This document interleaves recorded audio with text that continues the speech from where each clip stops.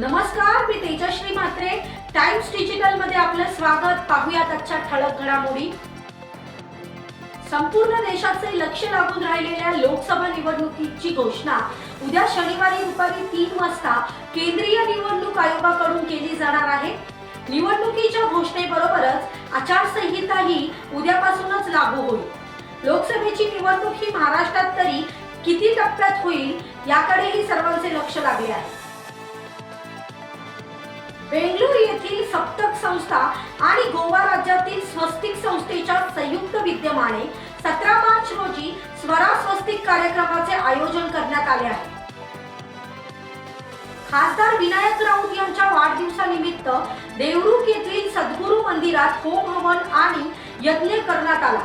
खासदार राऊत यांना उत्तम दीर्घायुष्य लाभो अशी प्रार्थना करण्यात आली.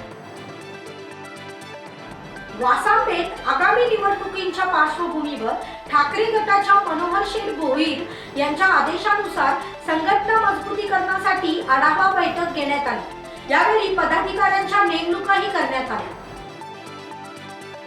कोकणात बहुतांश ठिकाणी पावसावर आधारित भात शेती प्राधान्याने केली जाते. मात्र त्याला अपवाद खेड येथील नातूनगर धरणाच्या सिंचन क्षेत्रातील गावे ठरत आहे. या धरणाचे पाणी शेतीसाठी उन्हाळ्यातही उपलब्ध होत असल्याने भुईमूग आणि भात लागवड उन्हाळ्यात देखील केली जाते.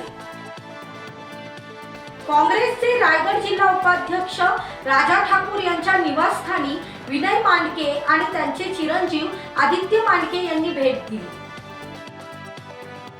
मुरुडचा राजवाडा ते दत्त मंदिर आणि मजगाव परिसरातील डोंगर आगीच्या भक्ष्यस्थानी होरपळताना दिसत आहे. त्यामुळे वनसंपदेची प्रचंड हानी होत असल्याने येथील जैवविविधता धोक्यात आली आहे. आगीच्या भीतीने पशुपक्ष्यांचा मोर्चा गावाकडे वळला आहे.